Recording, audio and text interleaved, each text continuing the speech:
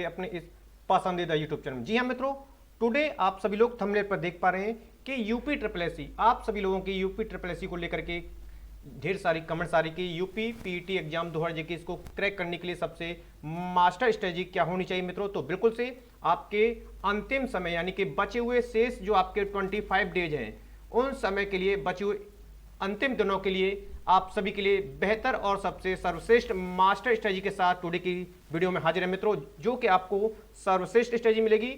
और मैं आशा करता हूं कि इस वीडियो को देखने के पश्चात आपको अंतिम समय और यूपी ट्रिपल एससी का पीटी एग्जाम किस तरह क्वालिफाई करना है, किसी भी अन्य वीडियो को देखने की आवश्यकता नहीं रहेगी मित्रों, क्योंकि ये आप सभी के लिए सर्वश्रेष्ठ वीडियो होने वाला है मास्टर स्ट्रेटजी का, क्योंकि यहाँ की ट्रिक से आपका अब हर एग्जाम क्रैक होगा। जी हाँ मित्रों, जैसा कि आप सभी लोग थंबनेल पर देख पा रहे हैं, उसी तरह आपके लिए ये वीडियो कारगर साबित होने वाला है।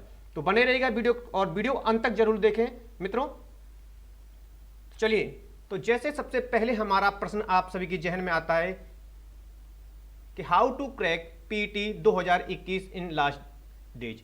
सभी के मन में वर्तमान में यह आप सभी के प्रश्न आ रहा होगा। तो यह प्रश्न सबसे पहले उठता है प्रत्येक विद्यार्थी के में, क्योंकि सभी विद्यार्थी अपनी अपनी तैयारी के साथ लगे हुए हैं, और फिर भी कहीं ना कहीं जहन में एक प्रश्न आ रहा है कि हम किस तरह तैयारी करें कि कोई ऐसी रणनीति हमें मिल जाए जिससे कि हमारे अंतिम समय में हमारी स्ट्रेटजी काम आ जाए और हमें बेहतर से बेहतर स्कोर हम कर पाए। तो जी हाँ मित्रों, उसी के साथ हाजिर हैं। तो एग्जाम क्रैक करने की सबसे सर्वश्रेष्ठ और जापानी ट्रिक के साथ टुडे का सेशन रहने वाला है, जिसमें आप सभी लोग देख पाएंगे सबसे श्रेष्ठ ट्रिक, जो क्योंकि इस ट्रिक के माध्यम से अब हर एग्जाम होगा क्रैक। जी हाँ मित्रों, जैसा कि आप सभी लोग सुन पा रहे हैं और देख पा रहे हैं। तो चलिए, सबसे पहले हम आपको बात करते हैं एग्जाम्स की। ठीक है, तो देखिए एग्जाम्स की यदि बात करेंगे तो हमारा एग्जाम जो आपका है, सबसे जो पीटी एग्जाम है 100 अंक है। अब इन 100 अंक को हम आपके लिए एक्सप्लेन करते हैं, और 100 अंक अपने आप में 100% है, विशेषकर ध्यान रखेंगे, क्योंकि जो भी एग्जाम होता है वो आपके 100% होता है। ठीक है, अब इस 100% में से आप किस तरह की तैयारी रखें, किस तरह की रणनीति रखने, उस पर हम चर्चा करेंगे पूर्ण विश्लेषण के पश्चात में। तो ध्यान से देखिएगा। तो सबसे पहले चर्चा कर लेते हैं 50% की। तो जो 50% यानी एग्जाम का, हमारे एग्जाम का जो 50% भाग होता है, क्वेश्चन का पार्ट होता है, वह एक ऐसा पार्ट होता है, एक ऐसा भाग होता है जिसमें सामान्य प्रश्न यानी कि यदि हम कहें एवरेज प्रश्न इसमें इंक्लूड किए जाते हैं, और इसको प्रत्येक विद्यार्थी, यदि हम कहें तो इसको प्रत्येक विद्यार्थी इसको क्वालिफाई कर सकता है। ठीक है, प्रत्येक विद्यार्थी इसको क्वालिफाई कर सकता है। क्यों? क्योंकि इस तरह के प्रश्नों को इसमें संकलन किया जाता है, सभी को एवरेज विद्यार्थियों को मान करके जो एग्जाम है इसको तैयार करता है। ठीक है, तो ये आपके लिए, तो इसके लिए तैयारी करने के लिए इस पर भी हम चर्चा करेंगे कि आपको 50% की किस प्रकार से तैयारी करनी है। फिलहाल आप इस पैटर्न को और इस विश्लेषण को समझें, क्योंकि यह विश्लेषण आपके द्वारा समझ लिया जाता है तो आपका हर एग्जाम, चाहे पीईटी हो या अन्य कोई भी एग्जाम हो, आप इस पैटर्न को समझ लीजिए और आपका एग्जाम क्वालिफाई ही होगा।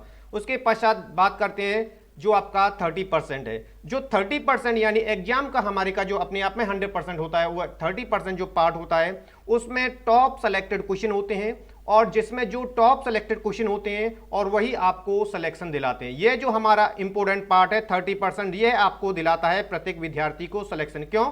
क्योंकि एवरेज बालक 50% में आ जाते हैं और इसको सभी सॉल्व कर लेते हैं, जाहिर सी बात है। तो 30% जो विद्यार्थी आते हैं ये सिलेक्शन दिलाने वाला, तो ये 30% पार्ट रहता है। तो इसको भी आप ध्यान रखेंगे, इसमें भी आपको क्या करना है नेक्स्ट में आपकी चर्चा करेंगे। और जो हमारा 20% यानी प्रत्येक एग्जाम का जो 20% पार्ट होता है वो टॉपर स्टूडेंट के लिए होता है। तो ये देखिए, ये एक आपके लिए बेहद माथापच्ची वाला होता है, क्योंकि 20% में आपको ऐसे प्रश्न मिलेंगे जहां पर आपको ऐसा अजीब प्रश्नों को देखने को मिलेगा। और अजीब प्रश्नों को देखने को मिलेगा तो मैं यदि आपको एग्जाम पढ़वाऊं तो कुछ ही विद्यार्थी 1 अंक से टॉप करते हैं। तो मतलब क्या हुआ, इस हमारे 30% और 50% के 1 अंक से अधिक हैं, कोई 1.5 अंक से या 2 अंक से अधिक है, तो वो टॉपर विद्यार्थी। ठीक है, तो इसके लिए आपको काफी मेहनत करनी होती है, और प्रत्येक विद्यार्थी यानी कि कोई भी 100% आपकी परफॉर्म नहीं दे सकता।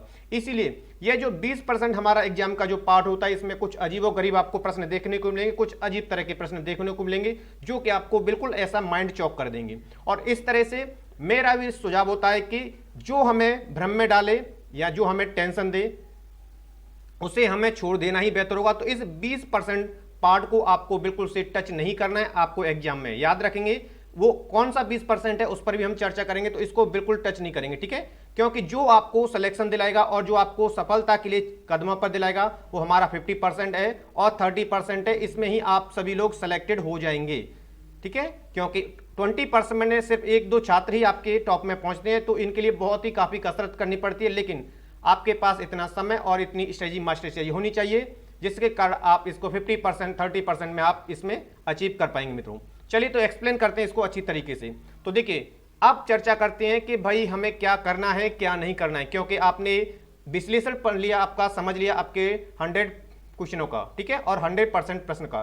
तो सबसे पहले बात करते हैं उन 50% हेतु, ठीक है, उन 50% प्रश्नों को जो कि मैंने आपको बताया था कि जो सभी बालक सॉल्व कर लेते हैं। तो इसमें देखिए ज़्यादा कुछ खास नहीं होता इस 50% में। इसमें एग्जाम सिलेबस के सेलेक्टेड टॉपिक, जैसे कि आपका एग्जाम का जो सिलेबस है सभी लोगों के द्वारा सिलेबस को देख लिया गया है बिल्कुल से, तो उसके कुछ इंपोर्टेंट सेलेक्टेड टॉपिक आपके द्वारा सेलेक्टेड कर लिए जाते हैं और उसको बेहतर तरीके से आप इसको तैयारी करेंगे। 50% में ज़्यादा आपको कसरत करने की आवश्यकता नहीं रहती है, सिर्फ इसमें आवश्यकता रहती है तो सिंसियरिटी की और रेगुलरिटी की, यानी कि आपके द्वारा जो टॉपिक सेलेक्टेड किए गए हैं, आपको लगता है कि ये टॉपिक हैं और हमारे द्वारा भी जो बताए जाते हैं, तो ये क्योंकि हम भी तैयारी कराते हैं आपको 50% और 30% दोनों को कॉम्बिनेशन को मिलाकर, क्योंकि हमारा पूर्ण उद्देश्य होता है कि 50% ये प्रश्न आपके किसी भी विद्यार्थी के ना छूटें, ठीक है, क्योंकि ये ही ना छूटें किसी भी विद्यार्थी के, तो ये भी आपको विशेष ध्यान रखना होता है। तो इसके लिए सबसे अहम और जो आवश्यकता होती है बस आपको सिंसियरिटी की होती है, यानी कि आपको बिल्कुल कंटिन्यूस लगातार पढ़ना होता है, रेगुलर आपको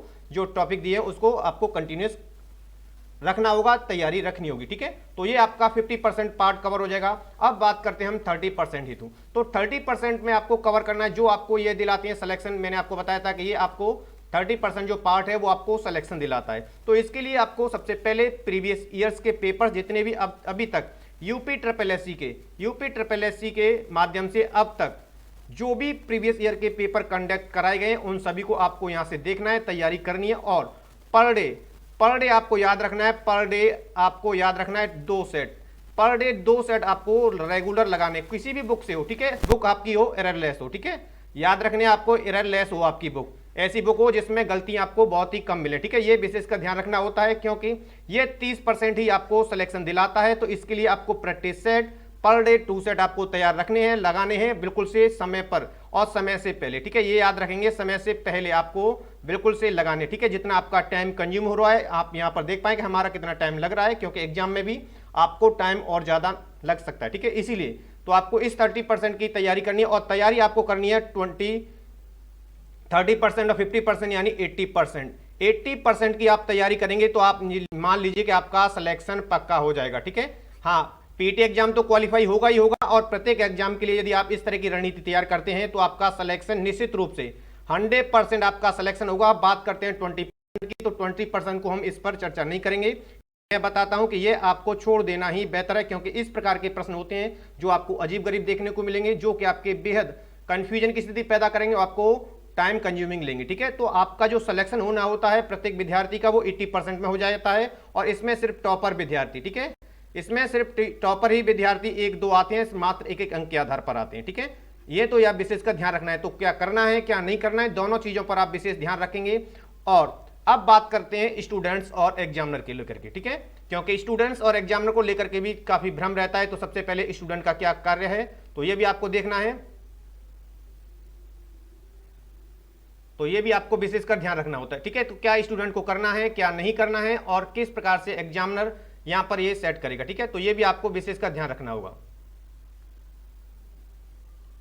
चलिए तो स्टूडेंट्स के बारे में और एग्जामिनर्स के बारे में देखिए, जिस प्रकार स्टूडेंट्स के लिए एग्जाम सिलेबस आधारित होता है, यानी स्टूडेंट्स के लिए एग्जाम के द्वारा जो भी सिलेबस तैयार किया जाता है एग्जाम अथॉरिटी के द्वारा, तो आपका एग्जाम सिलेबस पर आधारित होता है, वहीं से आपके प्रश्न जो है आपके पूछे जाते हैं, प्रश्न आपके वहीं से एग्जाम सिलेबस पे पूछे जाते हैं। उसी प्रकार आपको ध्यान रखना है एग्जामिनर जो होता है, ठीक है, सेम उसी प्रकार एग्जामिनर का भी एक उद्देश्य होता है, एक पैटर्न होता है, एक निश्चित लॉजिक होता है, ठीक है, निश्चित पैटर्न होता है, निश्चित लॉजिक होता है, जिसी के तहत वो प्रश्न पत्र तैयार करता है, ठीक है, क्या तैयार करता है, प्रश्न पत्र वो तैयार करता है। तो ये चीजें आपको समझनी है। यदि आप एग्जामिनर के पैटर्न को समझ गए, उसके लॉजिक को समझ गए, प्रश्न पत्र जो तैयार हो रहा है उसका पैटर्न समझ गए, तो आपके लिए प्रत्येक एग्जाम क्रैक करने में आसानी होती है मित्रों। तो याद रखेंगे जिस प्रकार आपका सिलेबस होता है उसी प्रकार एग्जामिनर का भी एक पैटर्न होता है।